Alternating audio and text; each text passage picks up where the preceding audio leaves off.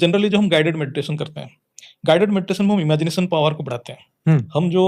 Real world से detach करते हैं, हम डिटैच नहीं है लेकिन डिटैच करते हैं, वी जनरेट अनुभूति करते हैं उस वक्त, थॉट प्रोसेस को क्रिएट कर रहे हैं बराबर। हमारे, तब नियोकॉर्टेक्स ब्रेन बहुत एक्टिव होता है। बोलते हैं उस टाइम कोई बंदा वो बुद्धि से उसके ऊपर फोकस कर लिया, उसको सच माना, तो उसकी लिम्बिक ब्रेन एक्टिविटी पूरा खत्म होता है, मतलब बहुत नेग्लिजिबल अमाउंट में चला जाता है, और वो बीटा वेव जो जनरेट हो रहा है वो बहुत नेग्लिजिबल हो जाता है। उस टाइम उसका जो ब्रेन इतना शांत हो जाता है, जो करंट फ्लो और जो उसका जो फील्ड इतना शांत हो जाता है, वो पॉइंट मतलब 8 हर्ट्ज से भी नीचे चला जाता है, सम 4 हर्ट्ज तक चला जाता है, मतलब इतना शांत हो जाता है। तो इसीलिए गाइडेड मेडिटेशन जो स्टार्टिंग जो मेडिटेटर है उसको बहुत हेल्प करता है,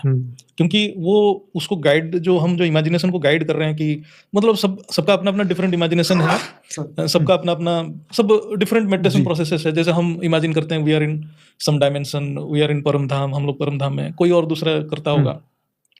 और वो उसको सच माना, तो बोलते हैं उससे जो मैग्नेटिक फील्ड क्रिएट होता है वो एक थीटा वेव क्रिएट होता है,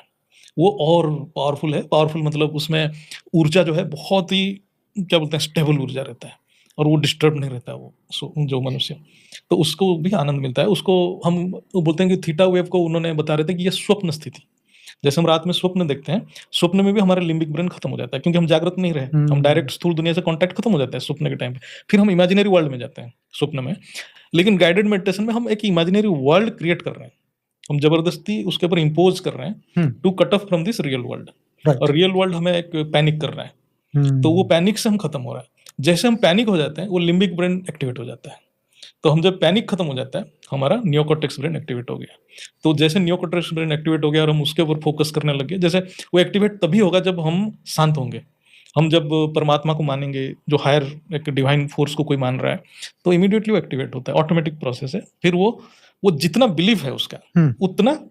वो नियोकॉर्टेक्स ब्रेन डेवलप होता है, और वो एक अभ्यास से वो, अब कितना भी पैनिक सिचुएशन आएगा, जिसका अभ्यास बहुत किया है, वो ऑटोमेटिक नियोकॉर्टेक्स ब्रेन एक्टिवेट होगा, लिम्बिक ब्रेन नहीं होगा। और जो परमात्मा के ऊपर बिलीव नहीं है, किसी के ऊपर बिलीव नहीं है, उसका लिम्बिक ब्रेन एक्टिवेट होगा और नेगेटिव वर्क ज्यादा इन्वॉल्व हो जाएगा।